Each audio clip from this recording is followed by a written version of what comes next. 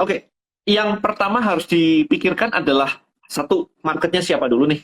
Hmm. Ya, marketnya siapa dulu? Kemudian customer journey-nya seperti apa?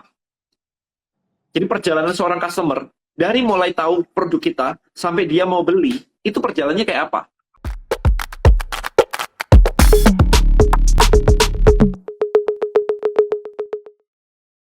Hello. Halo, Ko Denny. Hi, bro. Salam kenal, How are Ko. you?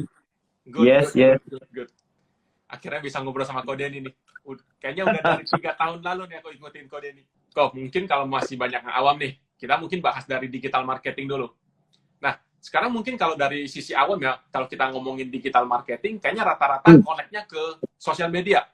Kayak sosial media Instagram lah, Facebook kayak atau apa. Sebenarnya digital marketing secara garis besar itu apa sih? Apakah itu sosial media aja atau sosial media justru hanya salah satu dari digital marketing gitu? Oke, so digital marketing kalau dilihat atau diperhatikan dari susunan katanya digital and marketing, marketing itu sebenarnya bikin orang gimana caranya bikin orang itu pengen beli produkmu, kepengen, tertarik dan menginginkan, interest and pengen gitu. Nah, Ya. digitalnya artinya adalah prosesnya dilakukan di media digital. Nah, Hmm. sosial media digital nggak? Ya digital, berarti ya salah satunya. Kemudian ada website. Mau pakai WA boleh nggak? Ya boleh aja. Mau pakai marketplace boleh nggak? Ya boleh aja. Intinya adalah usaha membuat orang-orang yang menjadi target market kita tertarik dan menginginkan membeli produk atau jasa yang Anda tawarkan. Itu marketing di dunia digital. Gitu aja. Oke. Secara garis besar, benang merahnya di situ. Oke, terus kalau dari Ko Denny sendiri, kalau dulu-dulu banget kan Ko Denny sempat jualan protein gitu ya, alat-alat fitness ya. Nah itu pas saat itu Ko Denny udah mulai pakai digital marketing atau belum? Waktu awal banget belum lah, mana ada. Nggak ada Belum. bahkan.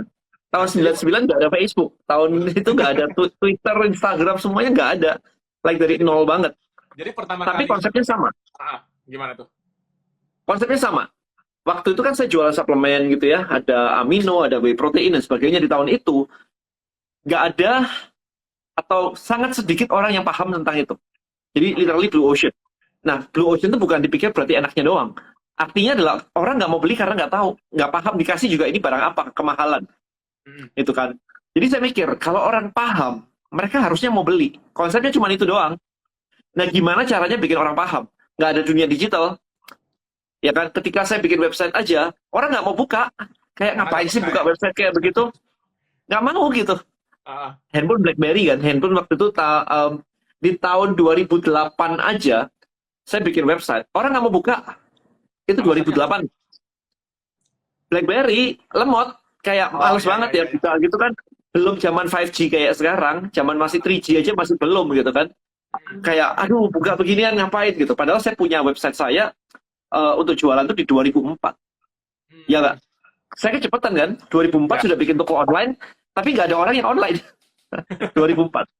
karena pas 2000, 2007, 2008 saya mulai bikin blog. 2008 saya mulai email marketing. Nah, di situ lumayan, omsetnya mulai naik tuh. 2011, 2012 kita kerja sama-sama Yahoo Indonesia gitu. Jadi lumayan mulai naiknya di situ.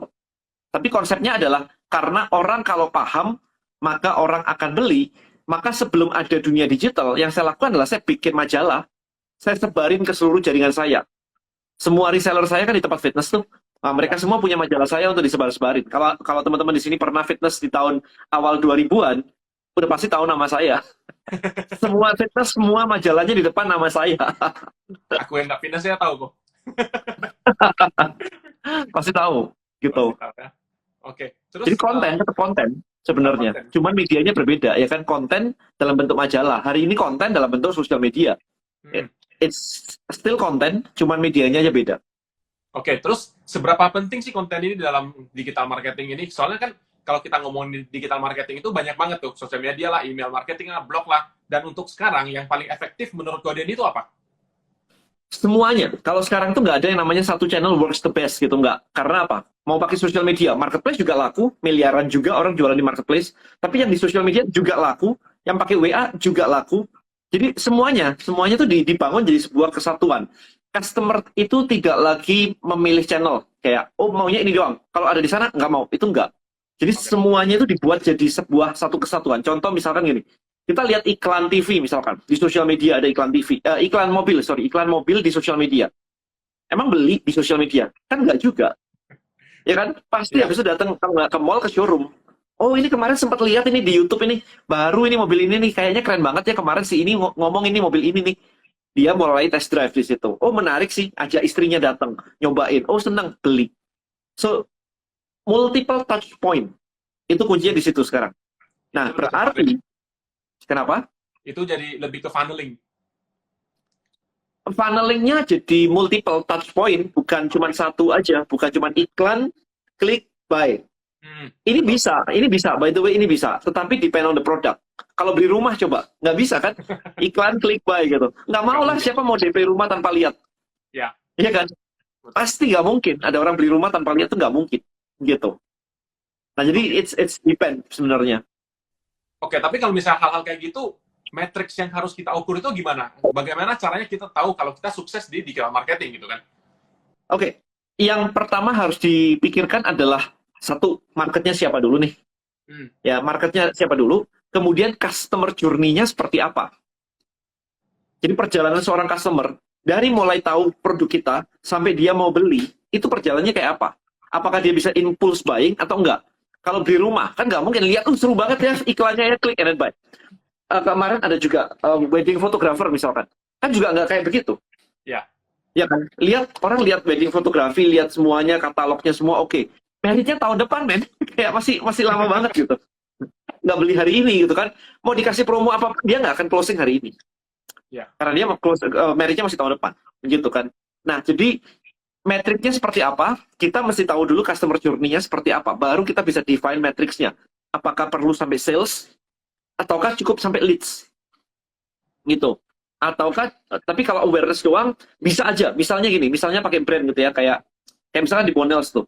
Ya. Ketika kita ngiklan di Instagram, kenaikan penjualan nggak cuma di Instagram, tapi di semua channel. Gitu. Jadi, kita bisa melihat secara overall lagi, bahwa omsetnya naik nggak bulan ini ketika kita meluncurkan campaign A. Gitu. Jadi nggak bisa kayak, oh oke, pasti naik di penjualan di Instagram, pasti naik. Nggak juga. Ternyata orang belinya di marketplace misalnya. Ternyata orang belinya di reseller. Okay. Ya kan? Jadi banyak, faktornya jadi banyak. Oke, terus kalau misalnya nih, sekarang kita study case lah ya, kita study case, misalnya kita jualan lotion lah misalnya, lotion buat badan. Okay. Cara kita menentukan customer journey ini sebenarnya gimana sih? Gini, kita cari tahu dulu siapa penggunanya. Lotion itu, apakah cowok, apakah cewek. Misalnya cewek gitu ya, pengguna lotion. Nah, mereka itu kalau mau beli lotion baru itu, mereka harus lihat apa? Apakah lihat iklan langsung beli? Atau lihat iklan terus cari di YouTube reviewnya? Ataukah dia harus masuk ke website kayak misalkan Female Daily?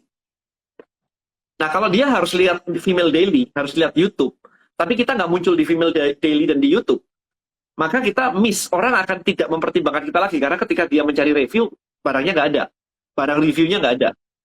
Itu caranya kayak gitu. Jadi dicari tahu dulu siapanya, kemudian di interview. Kalau kamu mau beli lotion itu biasanya lihat di mana sih? Kemudian pertimbanganmu yang membuat kamu akhirnya closing itu apa sih? Ya, apakah itu. Kalau dia menyebutkan ini, dan kita interview 5 orang, 10 orang, biasanya sih lebih ya, 20 orang, dan dia menyebutkan kira-kira lihatnya di sini, maka kita harus ada di sana.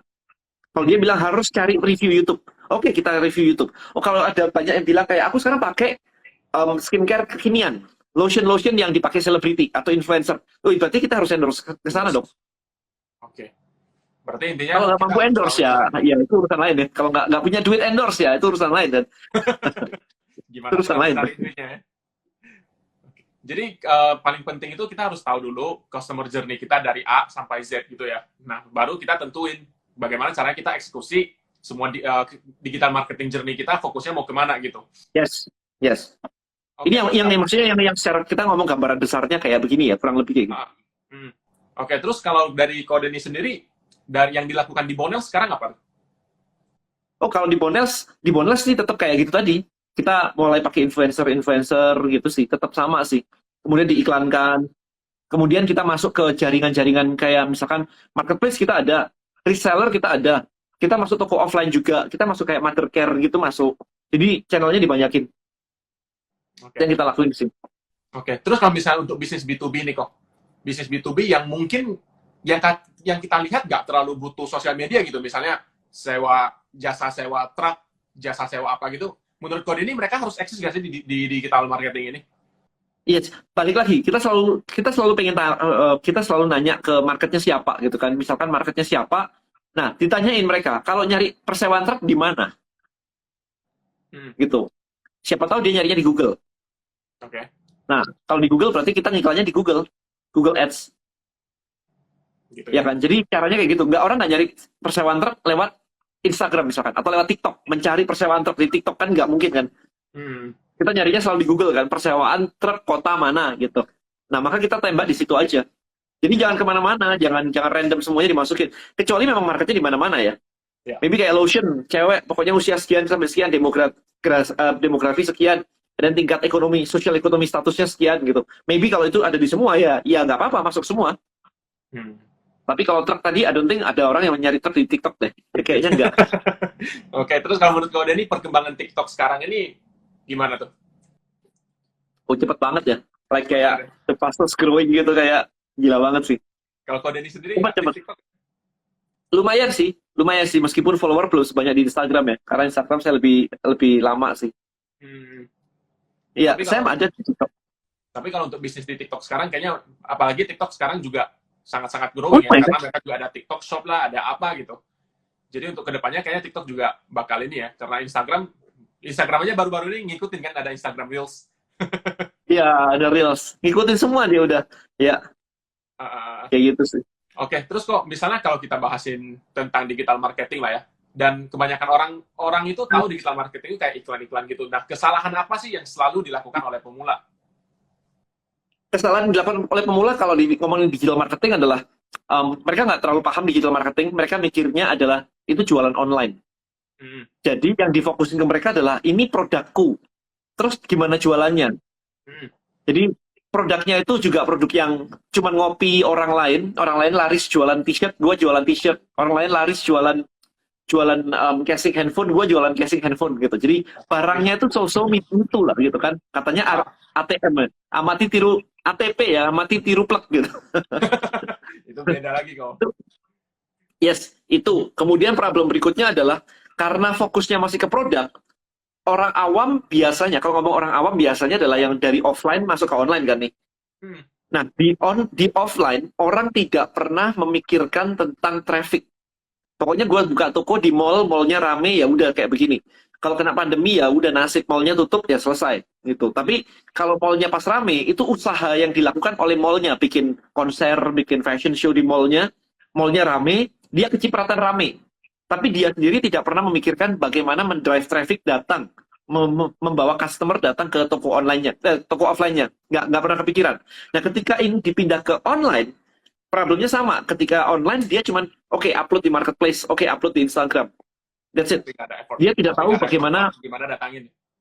Yes, itu problem terbesarnya ternyata di situ. Oke. Terus kalau misal kalau Denny ngomong gitu ya, biasanya sekarang banyak orang yang bikin produk dulu, tapi ada juga orang-orang yang bikin media dulu. Nah, ketika media ini udah jadi, baru mereka bikin produk. Nah, kalau menurut Kode ini bagusnya yang mana dulu sih sebenarnya yang harus difokuskan? Media dulu. Hari ini media dulu kalau saya. Media dulu ya. Jadi, Saya mikirnya gini, produk dulu hmm, atau market dulu. Kalau saya mikirnya gini, mending megang market daripada megang produk. Karena banyak perusahaan, company, bisnis yang tutup, produknya banyak di gudang dan macet. Nggak bisa keluar. oke. Ya kan? Ya. Gudang banyak tuh, penuh tuh gudang tuh gitu kan. Tapi kalau pegang marketnya, mau barang apa aja hajar. Jualan terserah, ya kan? Hmm, Makanya mending pegang marketnya. Nah, untuk pegang market, kan nggak bisa tiba-tiba pegang market apa. Kita kan nggak punya apa-apa. Kita ya. pakai konten untuk menarik perhatian. Jadi konten itu menangkap attention. Gitu. Nah, dari konten tadi itu baru kita menangkap attention, orangnya, marketnya kita ambil gitu. Kita ajak masuk ke tempat kita. So that's the concept of list building. Tapi apapun sih, any business ngelakuin list building kok. Mau pakai Tokopedia misalkan, kan disuruh register, disuruh download mobile apps, habis itu masukin nomor handphone, itu kan database collection semua.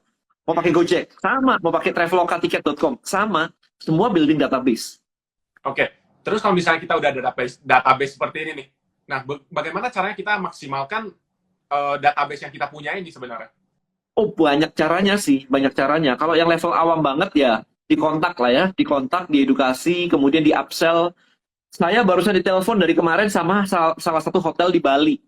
Oke. Ditawarin diskon 80% di Nusa Dua dari 4 hari 3 malam, include breakfast, family, cuma 2 juta.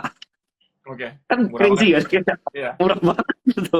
Ya murah banget. Nah, tapi itu kan berarti dia punya database saya. Dia bilang, saya punya, datamu masih aktif sebagai member kita di hotel ini. Makanya kita follow up kayak begini. Ya kayak gitu. Jadi gunanya jadi follow up seperti itu. Coba kalau dia nggak punya database sama sekali, dia harus nyari customer baru terus kan. Nah, ini cara pertama. Cara kedua adalah database seperti ini, nomor WA, email, itu bisa di-upload ke Facebook, jadi Facebook Custom Audience, di mana itu nanti bisa kita iklankan. Jadi kita bisa mengiklankan ke target orang-orang yang database-nya kita miliki tadi. Itu yang kedua. Retargeting ya. Retargeting. Kalau di Google, remarketing. Nah, yang ketiga adalah dari database itu kalau misalkan bisa dibuat aktivitas, maka itu bisa jadi komunitas. Gitu. Jadi komunitas tuh bukan, kebanyakan orang bikin community juga salah. Saya ngelihat banyak banget kan orang-orang yang berhasil di Tribelio dan yang gagal di Tribelio. Yang gagal lebih banyak sih. Why? Karena mindsetnya sama kayak tadi, selalu mindset lama dibawa. Kalau offline tadi mindsetnya produk dulu, begitu online diajak market dulu, mereka kan kagok ya. Kan nggak biasa ya mindset lamanya dibawa ya. Sama ketika bikin di Tribelio, bikin komunitas, mindsetnya mindset Instagram. Mindset Instagram adalah kita bikin konten, Maka ketika bikin tribe atau komunitas, mereka selalu berpikir, enaknya posting konten apa ya ini ya, biar audiens saya rame. Ini salah banget, gitu. Nah, komunitas yang rame adalah ketika kita bikin aktivitas buat member kita, bukan bikin konten. Oke. Jadi Contoh komunitas, kontennya, kenapa? Contoh aktivitas yang baik menurut Kode ini apa? Bikin challenge.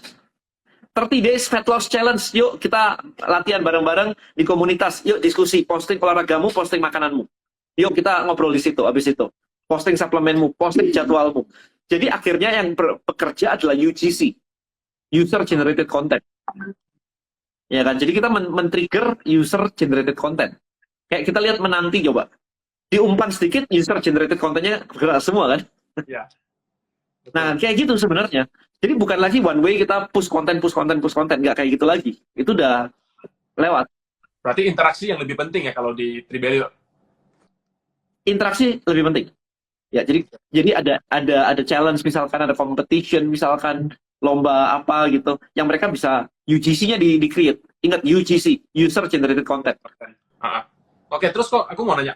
Di Tribelio sendiri ya kan itu adalah suatu aplikasi yang berbentuk bikin komunitas. Nah, sebenarnya bedanya apa sih kalau misalnya aku mau bikin komunitas juga sendiri di WA atau di mana itu kan sebetulnya bisa gitu kan. Jadi bedanya apa nih? Nah, kemarin ini cukup menarik ya. Aku pernah ada case study. Kemarin tuh gini, ada satu istilahnya kita selalu menggunakan Instagram. Itu ujung ininya. Aku akan menjelaskan dari sudut pandang customer journey. Ya, jadi nggak langsung produk-produk, orang akan confused, tapi gini. Anda punya Instagram nih teman-teman di sini, ya kan? Nah, kemudian kalau ngajak orang misalkan beli apa gitu, selalu klik link di bio. Ya kan? Klik link di bio, biasa pakai Linktree. Nah, kita di Tribelio itu punya Tribelio page. Ya, jadi kalau diklik Linktree, muncul halaman, tapi habis itu harus masukin nama dan email. Anda pakai MailChimp buat email marketingnya. Begitu sudah masuk, Anda ngajak mereka untuk join ke grup WA atau ke Telegram atau ke Discord atau ke Facebook group. Jadi sebenarnya Anda pakai banyak banget. Ada Linktree, ada MailChimp, ada komunitas, Facebook group yang tadi, dan lain-lain tadi. Jadi ada 3 barang. Oke? Sementara kalau pakai Tribelio, begitu Anda pakai Instagram, begitu klik link di bio, masuk Tribelio page. Langsung Tribelio page. Begitu Anda bikin opt-in, masukkan nama dan email automation dan broadcast-nya pakai Tribelio email. Nah, ketika mau pakai komunitas di Tribelio Tribe. So, kita tuh perjalanan itu tadi jadi satu. Jadi nggak usah pakai tools yang berbeda-beda. The reason why, datanya nggak kececeran gitu. Datanya adalah centralized. Kadang-kadang ada orang yang, oke, saya mau keluar dari email broadcast, tapi habis itu kita ngeluarin dari Facebook grupnya gimana nih? Ini email yang ini orangnya mana nih? Mau dikeluarin nggak bisa nih. You know, karena datanya terpisah. email sendiri, database, komunitas database sendiri lagi. Nah ini kan nggak enak gitu. Nah kita bikin simplified semuanya itu jadi satu. Mulai dari Instagram, Tribelio page, Tribelio email, habis itu Tribelio tribe. Kita punya semuanya. Gitu kurang lebih. Nah bedanya kalau ditanya basic bedanya sama WA, WA, Telegram sama di Facebook adalah database-nya milik Anda. Anda bangun komunitas kan? Kan istilahnya gini loh, kita punya organisasi nih ceritanya, Anda punya organisasi nih. Oke, ada yang mau join nih misalkan, Dan aku mau join dong jadi member di organisasimu. Kan kita minta data kan?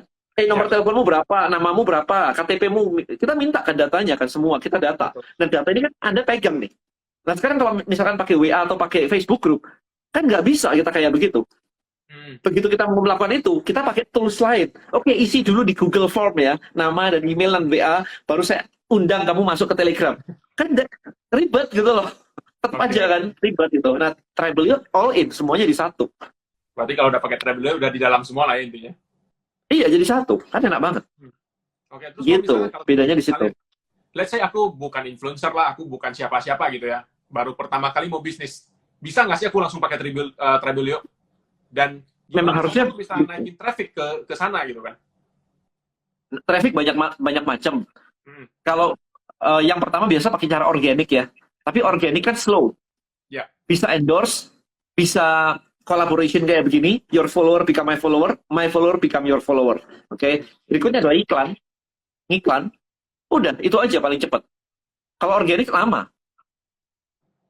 Kalau kita dari nol, iya, kalau memang dari nol banget sih aku nggak rekomend untuk organik ya, kelamaan ya kalau untuk bisnis ya. Mesti digenjot sih, collaboration, endorse gitu sih.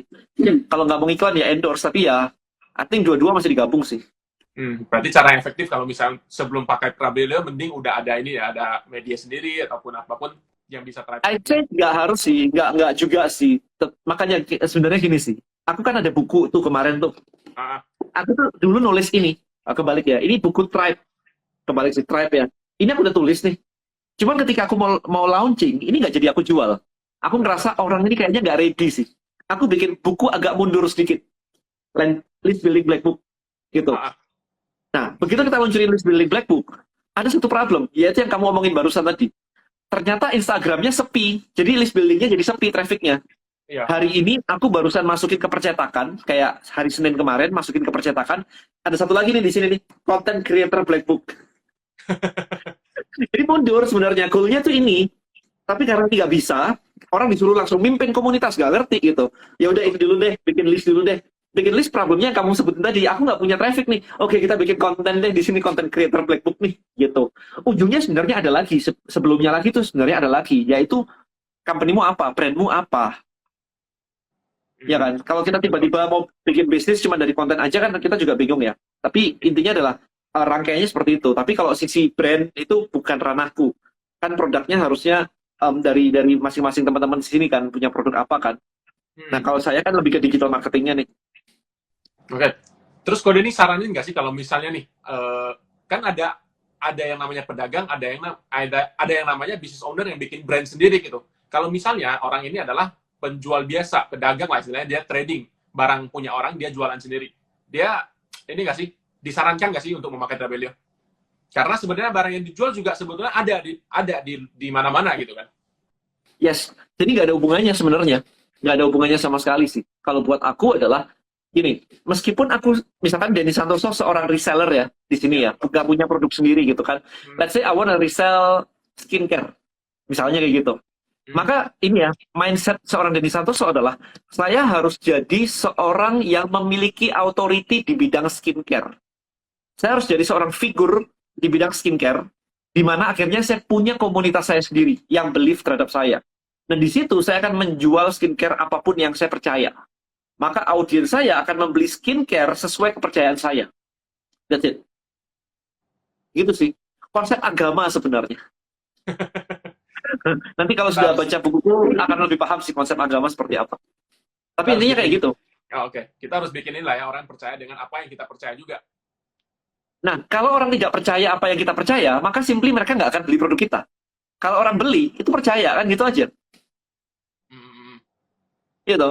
Kalau nggak percaya gitu kan, misalkan gini deh, titik mulai gitu, posting. terus orang tidak ada satu pun yang percaya, itu kira-kira gimana? Wah, lu nipu lah dan sebagainya kan, dihajar kan, pasti kan nyinyir semua kan. Tapi karena orang percaya, maka orang follow, orang ada engagement, orang komen. Jadi sebenarnya benang merahnya adalah gimana membuat yang tidak percaya jadi percaya, yang tidak tahu jadi percaya. Maka kalau dibalik lagi ke agama akan keren banget. Anak kecil nggak tahu apa-apa. Ya udah dimasukin tuh pengajian, pendalaman iman semuanya. Buat apa coba? Supaya percaya. Tergantung apa Bener yang kan? kita kasih juga ya. Iya, benang merahnya ketemu yaitu bikin orang percaya. Maka ketika kita bikin konten, kita jadi harus memikirkan apa kepercayaan yang mau kita pasang ke audiens kita. Kita mau audiens kita tuh percaya apa sih terhadap kita? Mm-mm. Oke. Gitu caranya. Tapi kok aku mau nanya nih tentang kreator, mungkin influencer atau content creators di luar sana lah ya. Kan ada beberapa orang yang sebenarnya nggak gitu peduli dengan followers mereka. Ketika ada brand yang mungkin abal-abal, skincare gitu ya, kebanyakan ditawarin, mereka ambil aja. Nah, tapi orang-orang seperti itu, buktinya mereka juga masih hidup gitu. Orang tetap percaya sama mereka. Nah, menurut orang-orang seperti itu, menurut kode ini gimana? Ya nggak apa-apa kan, semua orang punya marketnya masing-masing. Oke. Iya kan? Orang boleh memilih agamanya kan? Bebas Ya. kan itu kan? Itu kan pilihan pribadi kan? Gue nggak percaya itu, gue percaya ini kan terserah gitu. Hmm. Iya kan? Nggak bisa. Maybe ada orang-orang yang memang percaya sama dia. Itu bukan nggak dipercaya loh itu. Abal-abal ya orangnya percaya kok. Kan orang yang influencernya juga nggak bilang kayak barang ini abal-abal ya. Kan nggak bilang begitu. Dia selalu bilang ini bagus kan. Dan ketika bilang ini bagus, ada orang-orang yang percaya itu bagus. Masa dia salah? Dia nggak salah sih. Kan presiden juga begitu. Gua percaya ini bagus, tapi gua percaya itu bagus. Kan akhirnya ya gitu kan. Jadinya tuh ada kubu A dan kubu B ya. Iya, makanya Pilpres adalah sebuah contoh yang sangat-sangat solid banget lah. Oke. Ada yang percaya partai oposisi dan sebagainya. Terus kalau misalnya untuk memula nih, karena sekarang kayak karena sosial media juga gampang banget diakses ya. Banyak sekali konten kreator yang bermunculan gitu. Kalau dari Kode ini kan udah dari lama banget nih. Dari sebelum digital marketing sekencang sekarang, mungkin dulu Kode ini butuh 5 tahun, sekarang orang-orang bisa jadi konten kreator dalam waktu 2 bulan gitu misalnya. Nah, kalau menurut Kode ini sekarang nih, untuk kreator-kreator muda yang pengen mencoba mulai, baiknya di mana sih sebenarnya platform? Platform. Kamu pertanyaannya apa sih, Pak? Platform mana yang paling bagus menurut Kode ini untuk orang memulai sekarang? Oh, oke, good question. Ada di bukuku juga tuh. Ada beberapa pertimbangan. Yang pertama adalah pertimbangan market. Marketnya ada di mana? Marketnya di TikTok kah?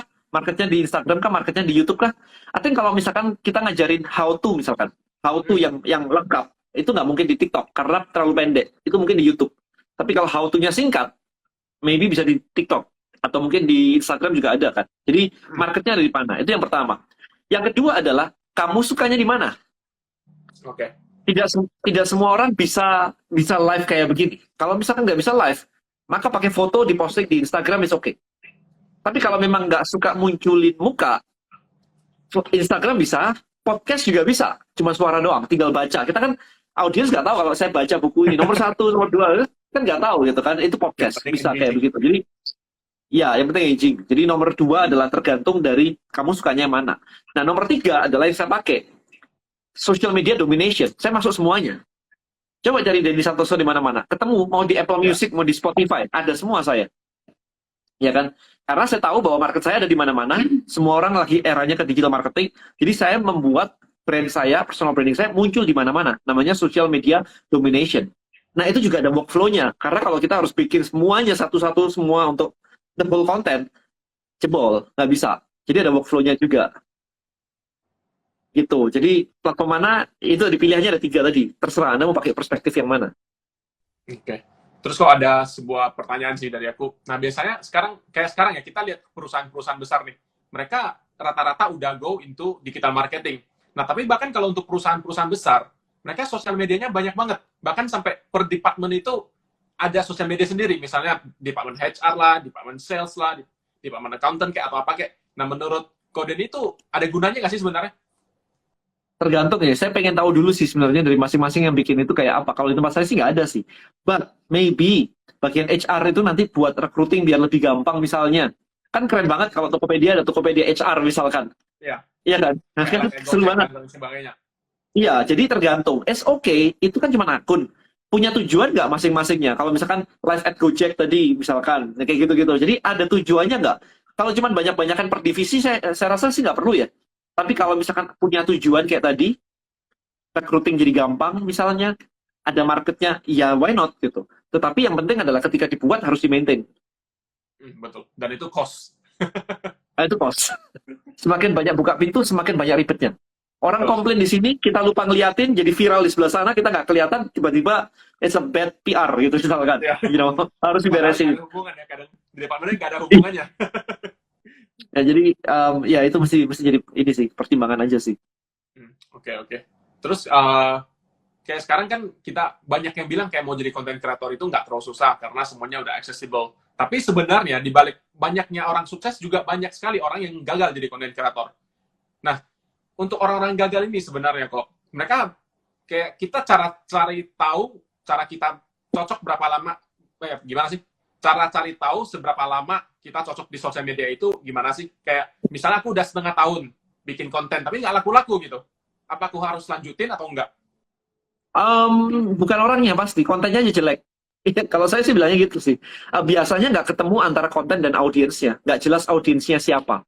Tapi kalau audiensnya jelas, harusnya sih ketemu sih kalau sudah setengah tahun sih. Tapi tidak perlu cepet-cepetan. Jangan dijadikan metrik untuk cepet-cepetan. Semua orang punya journey sendiri-sendiri.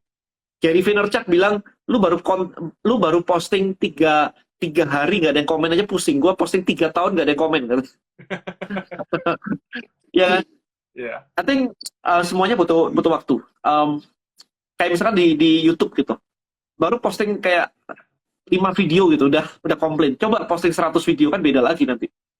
Punya saya udah sekitar 750 video nih sekarang. Kan hampir tiap hari postingnya di YouTube. Ya lakuin aja. Nanti tiba-tiba kepick up algoritma kan jalan sendiri. Dan nggak semuanya Tapi viral ya. Kita hanya butuh sekali semuanya viral. aja, udah lumayan deh. Yes. Dan yang penting adalah marketnya sesuai nggak sama audiensnya. Oke. Sorry, marketnya sama kontennya, kok sama audiensnya, sama kontennya. Oke, terus mungkin spoiler dikit lah. Kode ini kan bilang mau bikin buku tentang konten kreator nih. Nah, cara yang simple atau mungkin buat konten kreator pemula di sana, gimana sih apa yang harus mereka lakukan biar konten mereka bisa baik gitu? Apa sih yang membuat Bisa apa? konten mereka itu baik? Bisa baik. Maksudnya, Apa yang membuat konten itu baik? oh baik. Seperti apa itu yang baik kalau untuk konten kreator yang masih pemula gitu? Paling gampang nih ya, answering people question. Itu paling gampang. Jadi cari aja di YouTube, di mana-mana. Lihat aja, kayak misalkan ini, kemarin saya lihat ada orang yang posting tentang bagaimana cara membeli rumah sebelum usia 30 tahun. Misalnya kayak gitu. Itu yang view bisa sampai kayak 1 juta, 2 juta gitu kan.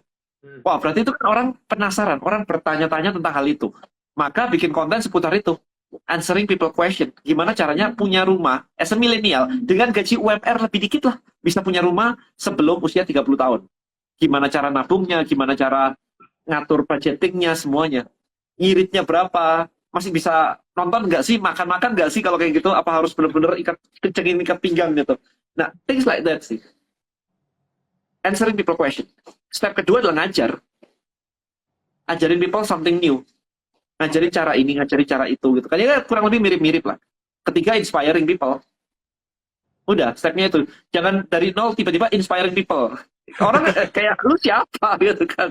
Gak jelas gitu. Ini kok, banyak orang yang mau mulai, tapi mereka nggak pede. Kayak, sebenarnya aku nih siapa sih mau ngajarin orang? Apakah harus seorang expert untuk ngajarin orang sebenarnya? Apakah perlu jadi profesor untuk ngajar TK? That's the question. Gak perlu kan? Tetap boleh ngajar kan? Masa guru TK, lu bukan profesor lu gitu kan? Enggak juga.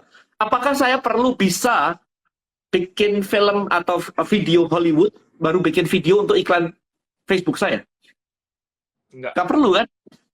Jadi kalau mau belajar tentang bikin video untuk iklan di Facebook, masa sama orang di Hollywood, mereka juga gak mau kali ngajarin kayak begitu kan? Kayak beda banget gitu. You know? Nah, jadi itu sih. Jadi yang penting adalah kita tahu lebih sedikit, bukan lebih sedikit sih, lebih maju sedikit gitu maksudnya. Kita tahu lebih maju sedikit daripada audiens kita. One step is okay.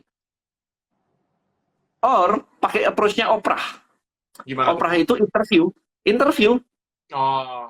Paling gampang udah. Kayak Rico Huang deh. Ya. interview kan, Ah, jadi sambil kayak ini gitu. sambil belajar juga ya diri sendiri. Oh iya, dapat banyak banget. Nah, ketika menginterview banyak pakar, tiba-tiba kita jadi kayak pakar. Iya kan? Betul betul betul. Orang-orang akan melihat kita, oh lu expert lu ya, bisa kenal sama semua itu gitu. Oke. Nah, itu kencang interview. Yang penting. Nah, tapi kalau ada problem lagi kok. Kalau misalnya nih aku bukan siapa-siapa, gimana caranya aku bisa mengajak mereka interview? Karena mereka lihat juga ini siapa sih nggak jelas gitu. Tembak aja ke semuanya, tebar jala. Harus jelas. Harus jelas itu adalah kamu siapanya harus jelas. Karena kalau nggak jelas nggak ada yang mau diinterview. Definitely nggak ada yang mau diinterview. Tapi harus clear. Nah, habis itu dimulai dari teman-temannya dulu, circle dulu yang relevan. Kayak misalkan nih, aku hobi, let's say hobi Gundam gitu misalkan. Hmm. Nah, tapi aku bukan siapa-siapa karena baru mulai, baru belajar juga. Ya. Nah, kan aku punya teman, kan yang bikin aku hobi Gundam pasti ada influence kan di sekitar kita kan. Ya. Ya udahlah teman-teman sendiri kita ajakin dulu lah di situ, ngomongin Gundam, ngomongin ngechatnya gimana dan sebagainya. Baru kita naik circle gitu. Jangan tiba-tiba ngajak yang paling atas. Siapa lu? Nah, itu yang selalu menjadi kendala orang-orang sekarang kok. Mereka pengen mulai tapi langsung mau yang atas gitu. Padahal seharusnya Nggak mau. mulai dari bawah nggak apa-apa gitu kan. Nggak apa-apa, nggak apa-apa. Yang satu Nah, yang kemudian, itu. tadi waktu makan malam ada pemikiran yang kurang lebih mirip buat saya. Gimana? Tadi waktu barusan nih makan malam nih ya. Pemikirannya gini, sama kurang lebih kayak gua siapa gitu kan. Nah, orang selalu butuh authority dari somewhere. Yes. Ya, jadi Bener banget. orang butuh authority dari somewhere. Contoh begini, ketika saya masuk di industri fitness kemarin, udah gede kayak begitu, orang akan tahu Denny Santoso yang punya brand ini. Jadi authority-nya udah gede. Tapi begitu saya masuk ke ranah properti, saya become no one lagi. Siapa? Orang nggak kenal. Mau ngomongin suplemen nggak kenal juga. Ulang lagi ya. Nah, ulang lagi. Kalau nggak ulang lagi, kita dompleng. Ada beberapa cara. Satu, kalau kita punya follower banyak, tiba-tiba kita jadi authority. Orang nggak tahu sih, tapi begitu tahu, followermu 1 juta ya gitu kan, kayak buset dah gitu. Followermu 100.000 aja gitu, udah. Wah, 100.000 di YouTube silver button gitu kan, udah dapet tuh gitu kan. Nah, ketika nggak punya lagi gitu, kita bisa cari orang yang memang punya authority, kerja sama mereka. Kerja sama mereka aja gitu. Jadi, nah tapi untuk kerja sama mereka, Anda nggak butuh authority. Anda butuh skill. Ya. Nah, untuk akuisisi skill, Anda nggak butuh authority. Anda mau jago videographer misalkan, emang butuh authority buat jago videographer? Enggak, Anda butuh ngelakuin. Nah, ini harus dilakukan berarti. Jadi Anda boleh mulai magang dari tempat-tempat yang belum apa-apa, startup, kayak magang di Tribelio, Anda dapat pelajaran, habis itu dapat network, habis itu magang lagi lebih tinggi. It's okay. Anda tidak cari duit, Anda cari authority di situ, experience and authority. Ketika orang awam maju sendiri, nggak dikenalin siapa gitu. Tapi begitu nempel ke saya misalkan, tinggal bilang, saya timnya Denny Santoso dari Tribelio. Suddenly Anda dianggap, gitu kan. Betul. Jadi Anda tiba-tiba punya authority. Padahal Anda no one sebenarnya. Cuman bawa bendera company aja. Saya dari Pak ini, dari Pak itu, gitu, dari company ini, dari apalah gitu kan. Udah, tiba-tiba Anda punya authority. Nah, di situ Anda build. Experience-nya di-build, semuanya di-build. Sambil nge-build audience juga. Nah, akan sayang sekali kalau misalkan authority ini Anda dapat kesempatan, audiensnya nggak di-build. Hari ini, authority yang paling general adalah followers. Meskipun sebenarnya nggak ngefek gimana, tapi ketika orang tahu, wih ini followernya udah 1 juta nih, influencer nih, tiba-tiba jadi orang penting hari ini. Gitu. Jadi ada banyak cara cari authority sebenarnya. Oke. Terus Gitu kalau sih. terus kalau dari Kode ini kan ada kelas ya, list LBM, list building mastery ya. Nah, biasa di sana itu Kode ini bahas apa aja sih sebenarnya? List building mastery itu kita berfokus kepada sebuah mindset, yaitu kita lebih baik pegang marketnya daripada pegang barangnya. Yang tadi, pegang barangnya bisa mati kan, karena barang nggak habis juga mati, mending kita pegang pegang orangnya atau marketnya gitu. Beranjak dari situ kita juga memiliki ini kan, pemikiran ya. Coba lihat-lihat ini, teman-teman lihat-lihat nih. Kalau kita punya produk baru, yang kita cari adalah kita bisa endorse siapa ya. Nah, kenapa kita mikirnya mau endorse? Karena yang di endorse tadi pegang marketnya kan. Followernya gede, dan kita berharap kalau followernya gede, at least berapa persen dari situ mau jadi customer kita. Sekali lagi, Anda harus balik nyari market. Itu kuncinya. Jadi nggak bisa pegang produk. Produk itu gampang. Nggak punya produk itu tinggal dropship, reseller, marketplace, selesai. Ya, jadi yang mindsetnya adalah ketika Anda ikuti LBM, List Building Mastery, konsepnya adalah gimana Anda mengumpulkan market di tempat Anda. Kayak tadi, minta minta nama, email itu. Kayak orang mau join di tempat Anda mintain nama, email, nomor WA misalkan. Nah, gimana caranya mendapatkan itu dalam jumlah ribuan dengan waktu yang singkat pakai social media. Bahkan kalau bisa ngiklan, tapi gratis. Keren nih, ngiklan tapi gratis. Gimana tuh selain itu kan berarti bisa dibilang UGC semua ya? User Oh, enggak. Jadi, atau enggak? enggak. Jadi gini, let's say kita ngajak orang untuk join ke tempat kita. Let's say gini deh, misalnya ngajarin apa ya? Ngajarin sosial media deh, ngajarin sosial media. Nah, kemudian kita bilang aja, mau nggak kamu dapetin 5 tips cara meningkatkan follower dengan cepat? 10.000 dalam waktu 2 bulan, misalkan kayak gitu. Nah, begitu kita mau, kita harus memasukkan nama dan email. Oke, begitu kita masukin nama dan email, tekan tombol enter gitu, kita langsung kasih buku misalkan. Kita kasih buku, ini loh ada strategi content creator apa, whatever kayak gitu. Nah, begitu orang beli buku itu, maka profitnya dibuat ngiklan untuk hari itu. Jadi diputar. Jadi kalau iklan hari itu tuh bisa menghasilkan 2 buku penjualan, maka 2 buku ini bisa kita buat iklan untuk 2 hari berikutnya. Lama-lama kan gede tuh. Jadi kalau dihitung-hitung total itu Anda bisa menghabiskan, nih teman-teman bisa menghabiskan hampir kayak budgetnya hampir nol karena proses ini sendiri tuh membiayai iklan. Nah, untungnya apa? Semua database jadi masuk milik kita. Ya. Nah, database milik kita ini bisa kita jual macam-macam. Kita bisa jual kelas lah, kita bisa jual perlengkapan lah, tools lah, software lah, apapun itu di belakang sana. Gitu. Mau suplemen fitness juga saya ngelakuin hal yang sama. Begitu. Misal gini, 5 cara atau 7 cara atau cara diet tercepat untuk mengecilkan perut buncit misalkan gitu. Masukkan nama dan email. Saya akan kasih panduan dietnya per hari. Oke. Nah, begitu mereka masukin nama dan email, langsung saya upsell nih. Ini loh ada pembakar lemak, ini suplemen pembakar lemak yang bisa membakar dengan cepat. Kalau mereka beli itu, maka ini akan langsung bisa membiayai saya, iklan saya gitu setiap harinya. Nah, begitu sudah masuk ke database, artinya apa? Saya memegang database orang-orang yang mau turunin berat badan loh.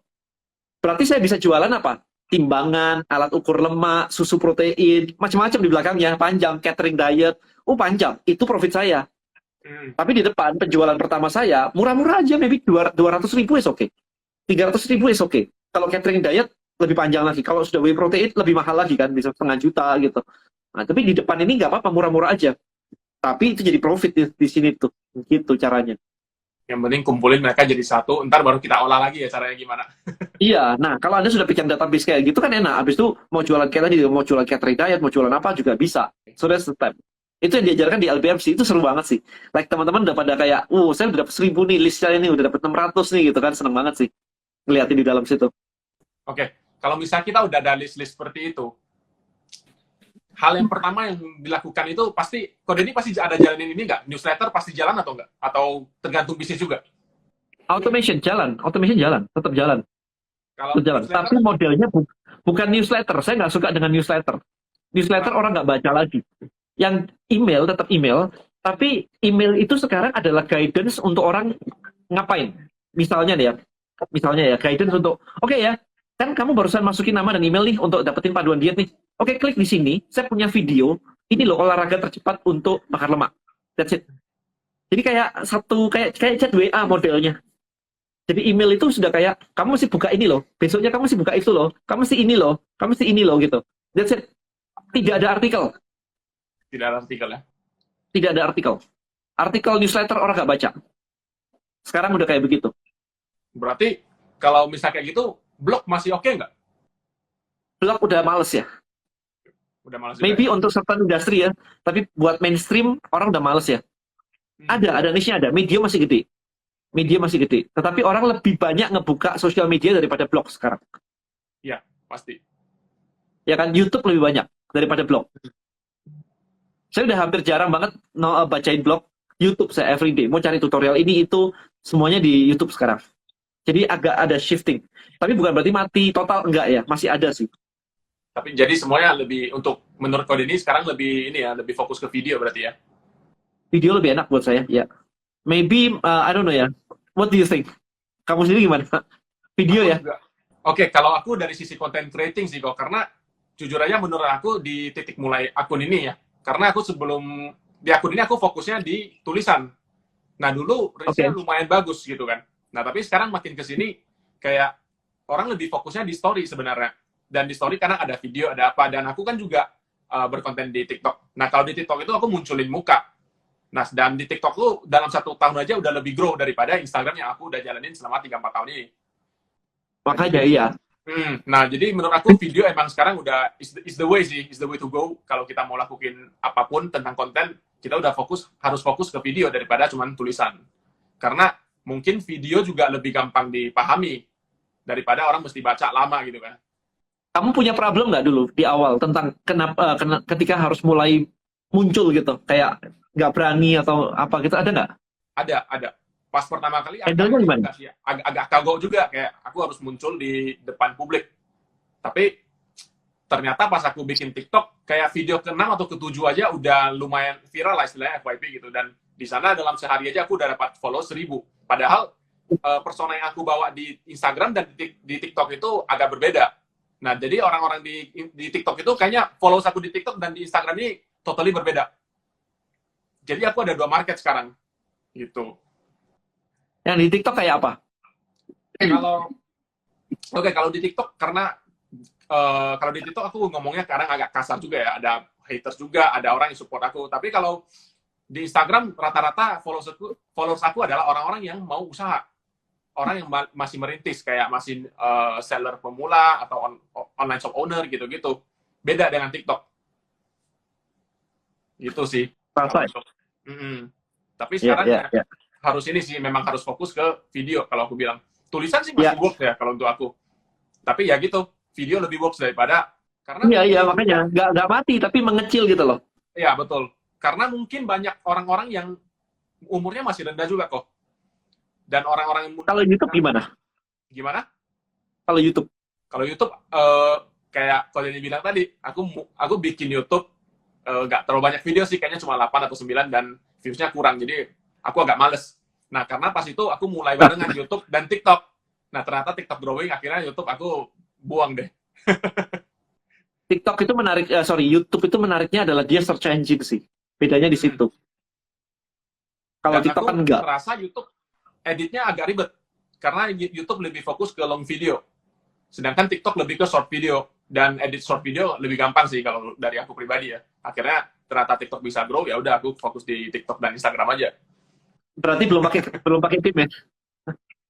Iya, belum. Kalau udah pakai tim sih, pokoknya harus bikin editing. Iya, kan pakai tim ya, jadi semuanya diajar. Kalau nggak pakai tim nggak bisa sih. Oke. Kok ini ada beberapa pertanyaan dari audiens, mungkin kita jawab-jawabin deh. Bentar. Pertanyaan pertama. Kok mau nanya, budget iklan normal versi Kodeni itu sebulan berapa ya untuk kreator pemula? Aduh, kalau pemula mah ambil 50.000 sehari lah. 1,5 juta ya berarti ya. 1,5 juta lah. Oke, terus ada pertanyaan lagi. Koden, kalau yang kita jual itu adalah kelas atau how, apakah konten kita harus show dream? Atau boleh show how sell how? 3-step profit framework. Yang penting dream-nya jelas, ya kan? Dream-nya jelas. Kemudian how-nya itu dipretelin kecil-kecil. Itu oke. Nah, kemudian kelasnya itu structure. Jadi kontennya rapi, berurutan, sehingga orang paham benang merahnya di sini. Kalau Anda perhatikan konten saya yang di free, itu semuanya juga ngajarin list building. Tapi begitu Anda nanti masuk join di LBM, di kelas list building mastery, ngajarinnya juga list building. Tapi bedanya apa? Di sana step by step-nya runut banget, rapi banget, dan ada banyak case study dengan detail. Tapi kalau di awam begini kan lempar-lempar aja gitu, lempar-lempar aja, snacking aja. Bebas aja ya. Bebas aja. Dulu pertama aku pernah mikir nih, waktu itu aku punya kelas namanya DM Elite. Jadi DM Elite itu heavy banget, dalam banget.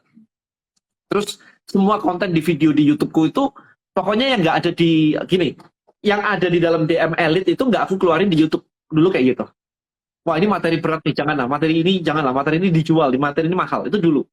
Tapi once aku selesai DM Elite di 2019 ya, 2019, Terus aku mikir, kayaknya jangan gitu deh. Kayaknya kalau misalkan seperti itu, isi kepalaku itu berat banget sebenarnya, materinya dalam banget.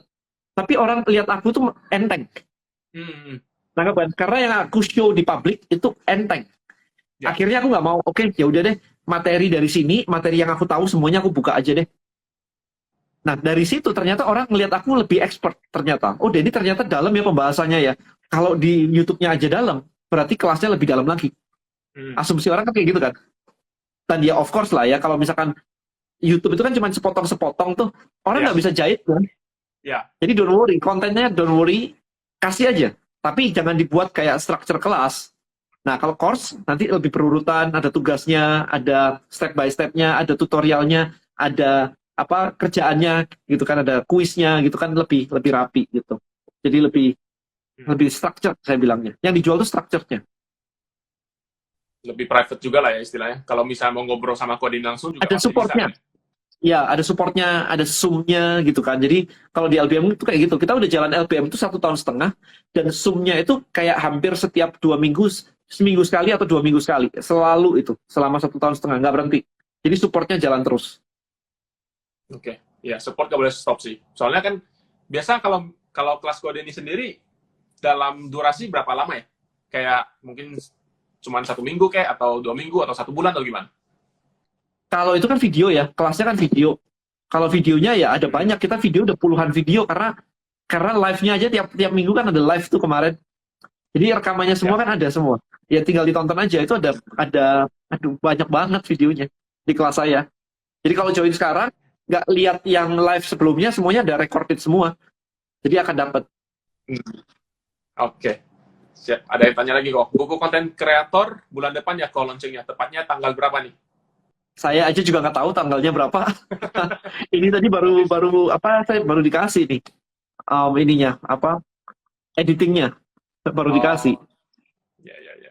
Berarti belum ya. Tadi Ntar pantengin kode ini pasti udah tahu dah ntar. itu Wih. lagi editing. Spoiler. Yang nonton live ini berarti dapat spoiler nih. Ya ini lagi editing nih. This is the book. Ini udah mulai editing sih, tapi belum selesai sih. Ya kurang lebih gitulah. Oke. Kok ada pertanyaan menarik lagi nih. Kok kalau market kita itu ibu setengah umur yang gaptek, bagaimana caranya kita menaikkan marketing dengan digital media? Kalau orangnya nggak ada di dunia digital, nggak bisa pakai digital marketing, gitu aja.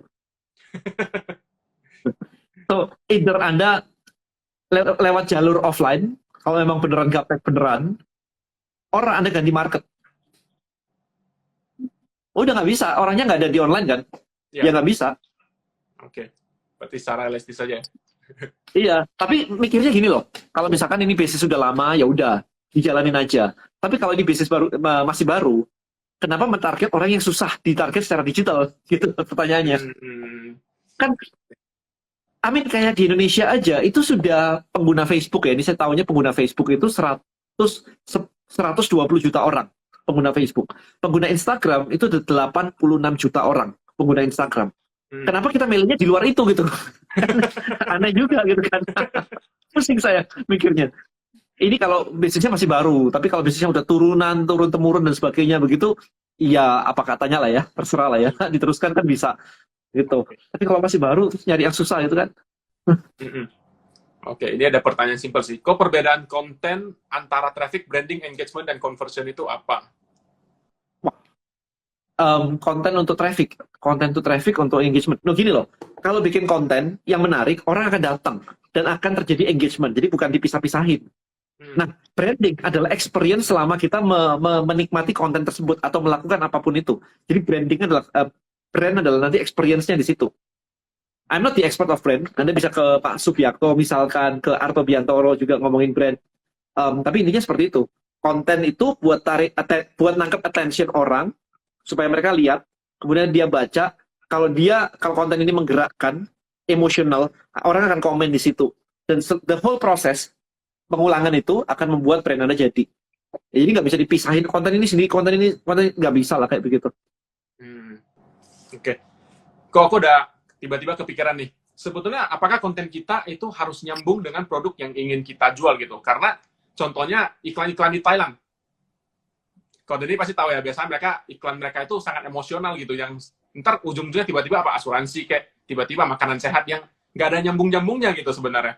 Sebenarnya kayak gitu efektif gak sih? Walaupun yang nonton pasti banyak gitu, viewsnya banyak banget. Tapi aku rasa conversionnya nggak terlalu banyak. Kita nggak bisa pakai perasaan sih, mesti pakai data sih. Beneran nggak tuh convertnya nggak banyak tuh. Gitu ya. Oke, Iya oke. kan? Ya, Kita siap. masih ngomong data sih. I don't talk about kayak kira-kira kayak begini sih, karena nanti jadi bias. Kalau kita ngelakuinnya kayak begitu dan nggak berhasil, kita berasumsi orang lain ngelakuin itu juga nggak berhasil. Padahal yang nggak Iya. berhasil kita nih. Kita nggak tahu mereka loh. Iya Iya, kan? iya, Jadi kita iya, pakai iya. frame kita ke mereka gitu kan, nggak fair kan buat mereka kan. Oke, siap. Kayak kemarin aku sempat baca itu cukup menarik tuh. Apa? Aku lupa. Gimana tuh? Luar negeri ada sebuah Super Bowl. Super Bowl itu kan gede banget tuh. Ya, Nah, ada brand yang iklan di situ bayar sampai puluhan juta mahal banget. dolar untuk iklan 30 second gitu. Tapi kalau nggak salah, Volvo itu bikin campaign bahwa setiap Super Bowl iklan muncul, kamu posting di Twitter dengan hashtag Volvo apa. Nanti ada kayak semacam hadiahnya or something gitu. Di jam Super Bowl itu, dia mendapatkan puluhan ribu tweet. Nah, kebayang ya, orang yang sudah pasang iklan, begitu iklan jalan, orang lihat handphone semua nge-tweet Volvo. Jadi dia bahkan nggak spending iklan di Super Bowl-nya, enggak gitu. Cuma menunggangin event itu, bahwa setiap kali ada iklan, lu ke-tweet dengan hashtag Volvo. Jadi ada puluhan ribu tweet yang muncul, kemudian omset penjualan Volvo apa gitu ya, itu naik 76%. Hmm. Kayak gitu tuh, itu kan smart banget tuh. Ya, itu smart banget sih. Nggak bayar, tapi gunakan momentum ya. Itu gunakan momentum. Yang bayar malah nggak lihat semua. Yang bayar siapa, yang viral siapa. Iya, keren banget sih. Terus kalau yang baru-baru ini, kau Denny tahu kan Squid Game ya? Tahu. Nah, karena gara-gara Squid Game juga, sepatu fans katanya naiknya gila-gila banget. Sampai 90% deh. Gara-gara pas mereka main game itu, mereka pakainya semuanya sepatu fans yang warna putih itu. Nah, Aku itu nggak tahu juga, kalau sepatu ngefek ya, keren ya. ya itu ngefek banget. Tapi nggak tahu, kita sebenarnya juga nggak tahu apakah sepatu fans itu memang iklan di sana buat suruh mereka pakai, atau kebetulan aja mereka pilih fans gitu kan. Maybe nggak tahu sih. Uh-uh. Bisa aja sponsor bisa sih. Teman-teman yang bikin film biasanya selalu kayak semua merchandise sponsor gitu. Kan teman-teman ada yang main film juga, ada yang create film juga. Biasanya kayak gitu sih. Oke. Terus ada pertanyaan lagi nih. Pak, saya mau nanya, kalau di market dan channelnya dikit, gimana cara dapat database selain dari sewa endorser? Seperti yang tadi ya, bikin media dan Iklan. lain sebagainya. Iya.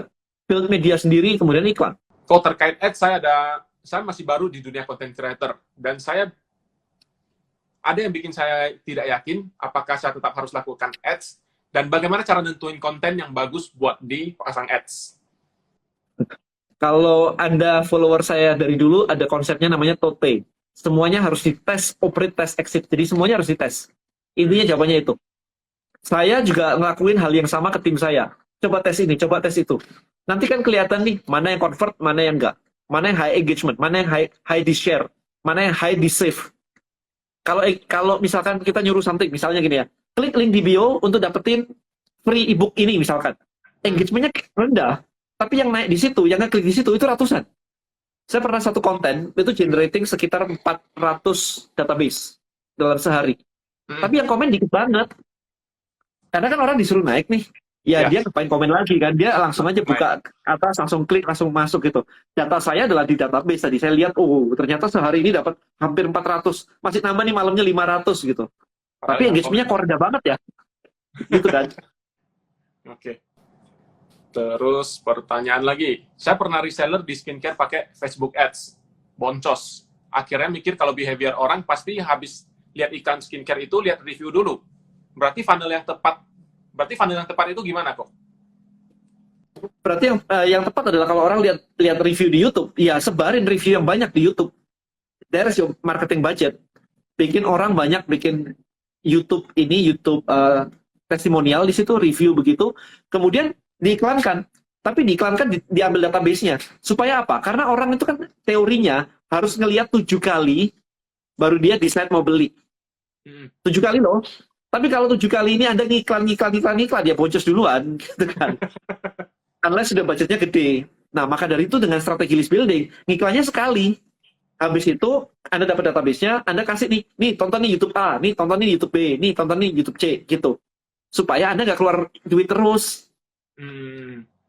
Ya kan? Kalau nggak ya mesti ngiklan terus nih, ketemu kan mesti ngiklan terus tuh. Iya. Spread review berarti, yes, di spread aja reviewnya. Jadi disebarin ke semuanya. Caranya minta review gimana? Ya kasih aja ini, endorse aja. Teman-teman yang pakai gitu endorse aja. Dengan syarat mereka harus upload video review di YouTube. Oke. Sehingga nanti orang ketika ngetik nama produknya, ini produk X review gitu, akan muncul banyak di situ kan. Orang-orang awam, reviewnya jangan di tempat sendiri semua, tapi di tempat orang lain juga. Sebar jaring lah intinya ya. Iya, tebar jala lah gitu, daripada mancing satu gitu. Oke. Jadi kompleks ya teman-teman ya. Jadi influencernya mesti di set. Kemudian apa beliefnya? Produk Anda itu apa sih yang menarik dari produk Anda? Jangan bilang nggak laku. Kalau produk Anda juga me too. Beli di tempat lain ada kok, banyak kok. Ngapain beli di tempat Anda? Kalau Anda reseller misalkan. Saya punya reseller Bonels. Itu dia sampai mengambil sertifikasi aromaterapi. Buat ngajarin audiensnya dia. Sehingga dia memiliki tadi expertise. Jadi dia punya authority di situ.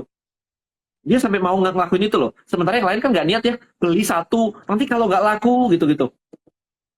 Ya kan repot ya. Satu orang mindsetnya begitu. Nanti kalau suruh beli stok aromaterapi gitu, kalau nggak laku gimana? Sementara yang lainnya sampai dia ngambil les kursus bersertifikasi. Supaya dia bisa ngajarin tentang aromaterapi. Mana kira-kira yang laku? Dua-dua reseller.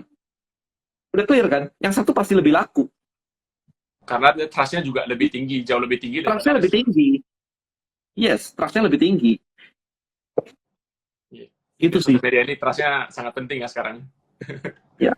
Nah, kebanyakan orang kan mikirnya kayak dulu ya, kayak pokoknya gue punya produk gue upload deh. Nggak mikirin kayak authority lah, personal branding lah, itu semua nggak dipikirin. Makanya ya struggling. Karena barang yang sama bisa didapatkan di tempat lain. Terus kenapa aku harus beli di tempatmu? Kenal aja kagak gitu kan. Iya. Kontenmu juga nggak bermutu misalkan. Kontennya cuma produk, mulu di-upload. Ya di marketplace juga ada lah produk di-upload kan.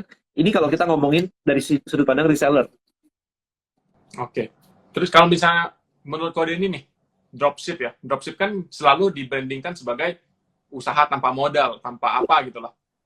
Menurut kode ini untuk orang-orang mau dropship itu gimana tuh? Iya nggak apa-apa. Itu memang tanpa modal sih. Problemnya adalah kamu punya marketnya nggak? Mau jualan kemana? Kembali lagi. Sometimes orang bilang kayak, dan susah banget. Balik lagi ke database. Kayak tadi siang itu yang email ke saya tuh. Pada ini saya pengen jualan sih, pengen join sih saya ke list building mastery sih. Tapi saya belum punya produk. Kalau sudah kayak begini nih gemes nih saya sih. Yang saya bilang adalah, kamu bukan nggak punya produk. Kamu nggak bisa jualan. Ya kan? Karena kalau kamu bisa jualan, apapun kamu jual. Nah, balik lagi. Kalau kamu bilang nggak punya produk, emang kamu nyari produk kayak apa? Dia sendiri nggak bisa jawab loh.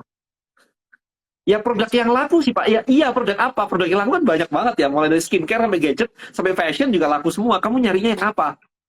Bingung juga jawabnya. Nah, hal-hal kayak begini nih. Jadi problemnya sebenarnya bukan di teknis atau cara jualan. Problemnya di sini sebenarnya. Dia nggak ngerti apa-apa. Iya kan? Mindsetnya belum benar. Oh jangan, kalau yang parah banget kayak begitu jangan ikut kelas saya. Capek saya ngomongnya. Kalau yang niat take action baru ikut kelas saya. Habis ikut kelas kode ini nggak dapat apa-apa, malah di ini ya, reputasinya jadi buruk. Makanya, kalau kayak gitu tuh jangan deh. Kelas saya adalah kelas ngajarin jualan pakai list building mastery, bukan kelas rehabilitasi mindset. Oke. Siap. Itu di sini aja. Dengar ya. Ya, itu di sini aja. Ada soalnya gini nih, setelah ikutan, dia nggak bisa ini, nggak bisa itu, nggak bisa ini, nggak bisa itu gitu kan, bikin bisnisnya gitu. Kemudian dia harus cari tim. Bisa minta tim saya mencarikan tim buat dia. Oh. Ini bisnis siapa coba? My team work for me, man. Bukan work for you. Terus saya bilang gitu kan. Sampai saya bikinin sebuah video YouTube khusus membahas mindset kayak begini. Jadi mau jadi entrepreneur, nyari tim aja nggak mau interview. Maunya kita yang interviewin. Request. Dan ketika kita nggak layanin, dia komplain. Katanya dibantu. Repot ini. Jadi mending orang kayak gini nggak usah masuk kelas saya. Itu udah nggak usah. Itu minta disuap. Makanya kayak gitu sih. Oke. Parah. ada satu pertanyaan menarik nih. Kalau Denny, saya udah beli buku LBM. Ada kekhawatiran customer ketika kita minta data. Nah, cara tips untuk meyakinkan calon customer kita apa nih? Loh, kalau value-nya kuat ya nggak usah nggak usah dipusingin lah. Yang penting kan value-nya kuat. Ketakutan kan di sini doang kan. Marketnya nggak pernah komplain kok. Kemarin ada yang bilang gini nih. Ada satu lagi yang bilang gini. Ini pure dari sudut pandang logik banget ya. Saya share di sini ya. Dan susah nih jualan nih. Semua pada bilang produk saya kemahalan. Itu udah objection paling kuat kan selama ini kan. Kemudian saya bukain data nih. Di Januari 2021, Bank Indonesia menyatakan ada 500 triliun duit KPR. Itu artinya adalah semua orang itu kagak punya duit tapi mau beli rumah sampai KPR. Ya kan? Artinya apa? Kemahalan. Nggak ada namanya istilah nggak punya duit. Kalau sudah value-nya clear, dia akan maksain gimana pun caranya untuk dapat itu. Berapa banyak sekarang yang maksa beli motor sebelum pulang Lebaran? Betul. Ya kan? Karena value-nya clear. Yang dibeli apa? Bukan motor. Gaya. Pamer ke keluarga di kampung. Jadi kalau bilang kemahalan, iya kayak itu. Nanti pulang lagi balik lagi dijual gitu. Jadi kalau sampai ada bilang kemahalan, berarti value-nya belum tergambar dengan baik di benak market. Marketnya tuh nggak bisa ngebayangin nanti kalau saya bisa pakai produk ini, saya bakal jadi ini. Itu nggak clear di kepala mereka. Karena gambar itu nggak clear, maka yang dibayangin mereka cuma apa? Gua harus keluar duit nih. Tapi coba sekarang orang yang tadi mau beli motor sampai pinjam-pinjam duit gitu ya, sampai ngutang-ngutang beli motor buat Lebaran. Ya di benak dia bukan motor atau keluar duitnya, bayarnya nggak dipikirin. Yang dipikirin, wah nanti emak gua suka banget nih, anaknya merantau pulang bawa motor. Itu yang dipikirin. Dan itu mahal harganya. Kebahagiaan orang tua yang dibeli sama dia sebenarnya. Ya kan? So jualannya apa? Motor? Enggak, jualannya kebahagiaan orang tua, ngeliat anaknya sukses merantau.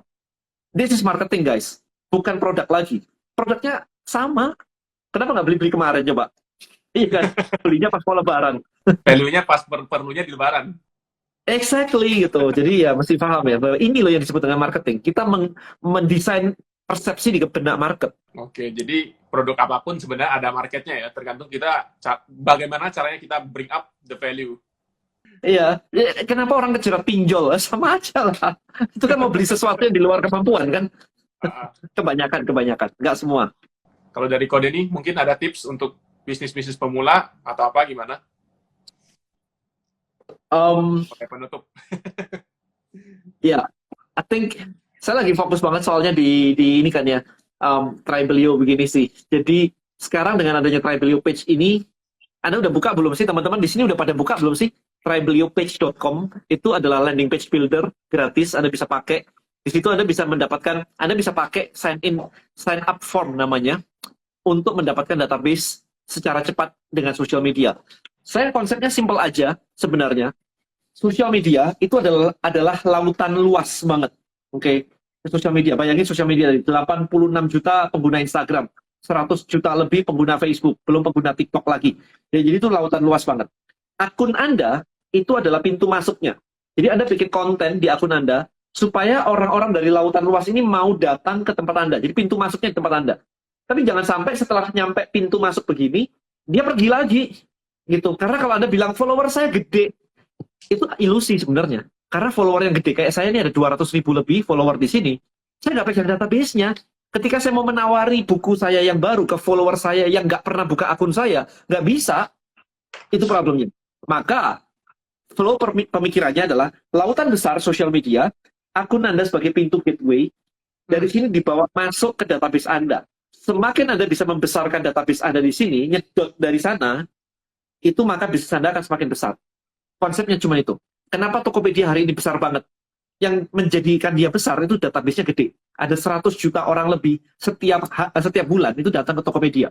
Itu gede. Kenapa Instagram dibeli Facebook 1 billion US dollar? Karena database-nya waktu itu. Bukan karena fiturnya. Karena begitu Snapchat dibeli Facebook ditolak, fiturnya ditiru semua sama dia. Jadi yang dibeli oleh Facebook itu bukan Instagram secara fitur, tetapi database penggunanya. Ya, jadi sekali lagi yang mahal itu adalah di database-nya. Anda akan semakin lama akan semakin melihat nih bahwa semua akan meminta Anda ngelakuin database building semuanya. Nah, kenapa Anda tidak melakukannya untuk bisnis Anda? Gitu. Caranya adalah langsung klik atau ketik itu tadi listbuildingmastery.id. Saya akan ngajarin cara paling simpel sehingga UMKM bisa langsung start dengan mudah di situ caranya gimana. Cara mengajak orang join dan sebagainya semuanya ada di situ sih. Gitu, Oke. kurang lebih. Jadi intinya ya sekali lagi ya, mungkin saya rangkum dari apa yang Ko Denny katakan. Semua bisnis itu pasti ada value-nya, ada market-nya ketika kita ada database orang. Kalau kita udah ada database orang, kita mau reach mereka juga lebih gampang. Kayak Ko Denny bilang tadi, ada followers 200.000, kalau nggak ada datanya, nggak bisa reach juga ya. Paling yang reach Iya. mungkin berapa, 50.000 atau berapa, dan masih banyak yang sebetulnya berpotensi untuk menjadi customer, tapi nggak dimaksimalkan gitu. Good luck nih buat teman-teman semua di sini nih, take action guys. Sayang banget kalau ada satu orang kalau ada dua bisnis di sini di sini ada kompetitor Anda cuma jualan terus satu bangun database, most likely dia akan menang. Gitu aja. Jadi jangan sampai ketinggalan dengan kompetitor Anda. Sayang aja. Oke, gitu aja kok untuk malam ini. Terima kasih banyak udah ajarin kita. Thank you, Bro. See you. Sama-sama lah, sama-sama. Oke. Yo, bye-bye. Bye-bye. Yes, bye.